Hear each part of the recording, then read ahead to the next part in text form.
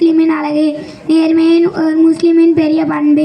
முஹம்மது நபி ஸல்லல்லாஹு அலைஹி வஸல்லம் நேர்மையின் முன்மாதிரி. பொய் சொல்லுதல் இஸ்லாமின் தடை. உண்மை பேசுவது நம்பிக்கையை உருவாக்கும். நேர்மை நண்பர்களை அதிகரிக்கும். பள்ளி மற்றும் மசால் நேர்மையாக இருக்க வேண்டும். தவறு செய்துவிட்டால் உண்மையை ஒற்றுக்க கற்றுக்கொள்ள வேண்டும். அல்லாஹ் நேர்மையாளர்களை நேசிக்கிறான். என் வாழ்க்கை முழுவதும் நேர்மையாக இருக்க வேண்டும். அல்லாஹ் என்னை சத்தியத்தை நிலத்திற்க செய்யட்டும். ஆமீன். அஸ்ஸலாமு அலைக்கும்.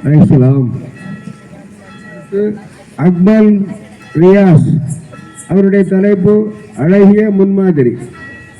அழகிய முன்மாதிரி.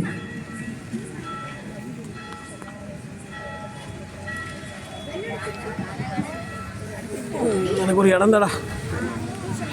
அஸ்ஸலாமு அலைக்கும் வரஹ்மத்துல்லாஹி வபரகாத்துஹு. அழகிய முன்மாதிரி. நபிகள் நாயகம் ஸல்லல்லாஹு அலைஹி வஸல்லம் அவர்களின் நற்பண்புகள் தனது வாழ்க்கையின் மூலம் முன்மாதிரியாக காட்டினார்கள். அல்லாஹ் ஒருவன் என்ற நம்பிக்கையை வலியுறுத்தினர். அவனது நினைவில் அமைதி இருப்பதாக கூறினர். குழப்பமான நேரங்களில் குர்ஆனை பின்பற்றி அதிலிருந்து வழிகாட்டுதல் பெற வேண்டும் என்று போதித்தார். இறை தூதராக ஆவதற்கு முன்பே சாதிக் அல் அமீன் என்று அழைக்கப்பட்டார். வியாபாரத்திலும் நேர்மையாக இருந்தார். சாதாரண மனிதர்கள் போலவே உணவணிந்து உடை அணிந்தார். தன்னை உயர்வதும் விரும்பவில்லை. எதிரிகளையும் துன்புறுத்தியவர்களையும் மன்னித்தார். சிறுவர்கள் முதல் பெரியவர்கள் வரை அனைவரிடம் அன்பாகவும் மரியாதையாகவும் பழகினர். அனைவருக்கும் நீதியாகவும் நடந்து கொள்வது வலியுறுத்தினர். கோபத்தை தவிர்த்தால் நிதானமாக செயல்படுத்தல் பெற வேண்டும் என்று போதித்தார். அண்டை வீட்டிற்கு சென்று தீங்கு செய்யக்கூடாது என்று வலியுறுத்தினர். எப்போதும் கல்வி கற்பதிலும் சிந்திப்பதிலும் கவனம் செலுத்தினார்கள். முக்கிய முடிவுகள் எடுக்கும் போது தன் தோழர்களின் கருத்துக்களை கேட்டறிந்தார். இது தலைமைத்துவத்தை வெளிப்படுத்தியது. நபிகள் நாயகம் ஸல்லல்லாஹு அலைஹி வஸல்லம் அவர்கள் வெறும் போதனைகளோடு நிற்காமல் தனது வாழ்க்கை ஒரு முன்மாதிரியாக அமைந்து மனித நேயத்தையும் பண்பாட்டையும் போதித்தார்கள். அஸ்ஸலாமு அலைக்கும் வரஹ்மத்துல்லாஹி வபரகாத்துஹு. அலைஹிஸ்ஸலாம். அடுத்து அமீர் சுஹைல் அவருடைய தலைப்பு குர்ஆன் விளைவிக்கும் மாற்றம். குர்ஆன் விளைவிக்கும் மாற்றம். அஸ்ஸலாமு அலைக்கும் வரஹ்மத்துல்லாஹி வபரகாத்துஹு. யார் ஒருவர் சரியான முறையில் இறையச்சத்துடன் குர்ஆனை புரிந்து படிக்கிறாரோ, மேலும் அதில் சொல்லப்பட்ட மறுமை சம்பந்தப்பட்ட விஷயங்களில் நம்பிக்கை கொள்கிறாரோ, அவர் இந்த உலகத்தில் அற்ப இன்பங்களில் இருந்து மனதை பறிகொடுக்காமல் எப்பொழுதும் மறுமை பற்றி கவலையிலும் பயத்திலும் இருப்பார். நபி முஹம்மது நபி ஸல்லல்லாஹு அலைஹி வஸல்லம் மீது இறக்கப்பட்டு இந்த குர்ஆன் அவர்களின் வாழ்க்கையை மாற்றியது.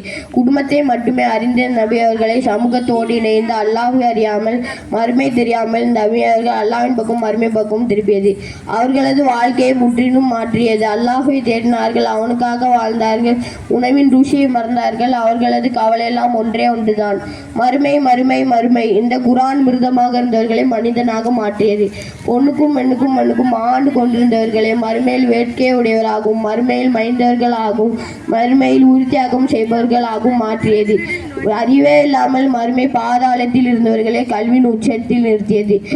குர்ஆன் அவர்களை அழைத்து அவர்களுக்கு கவலை ஊட்டியது. அம்மலைகளே நடுங்க வைக்கின்ற இந்த சிகரங்களை சுக்குநூறாக வெட்டி சிதற வைக்கின்ற இந்த குர்ஆன் நல்ல மனிதன் உள்ளங்கையில் மாற்றாமலாக இருக்கும். இந்த குர்ஆன் தூண் அபூபக்கர் ரலி, உமர் ரலி, உஸ்மான் ரலி அலி இன்னும் பல உத்தமாக சஹாபாக்களை உருவாக்கியது. இவர்களை இரவெல்லாம் அளவித்தது. உலக இன்பங்களை விட்டு மறுமை பக்கம் திருப்பியது. சரீர எச்சைகளை தேட வைத்து விட்டு மறுமை அமல்களை செய்ய தூண்டியது. இவர்களை இரவெல்லாம் சரீர எச்சைகளை தேட வைத்து விட்டு மறுமை அமல்களை செய்ய தூண்டியது. அவர்களது கண்கள் எல்லாம் அழுது அழுது முத்தின. அவர்கள் முகமெல்லாம் கண்ணீரால் கரைந்தன. அல்லாஹ்வே அவர்களை மாற்றிய குர்ஆன் எங்களையும் மாற்றும்படி அதன் மூலம் நாங்கள் நேர்வழி பெற்ற நல்வழியிலும் எங்களை ஆக்கி வைப்பாயாக. இதை கண்ணியப்படுத்துகின்றது ஓதுபவராகும், இதை சிந்திப்பவராகும், இதை பின்பற்றுவர்களும் எங்களை ஆக்கி வைப்பாயாக. ஆமீன். அஸ்ஸலாமு அலைக்கும் வரஹ்மத்துல்லாஹி வபரகாத்துஹு. அலைஹிஸ்ஸலாம். அடுத்து முகமது சபீன் தலைப்பு ரமலான் மாதத்தின் சிறப்புகள்.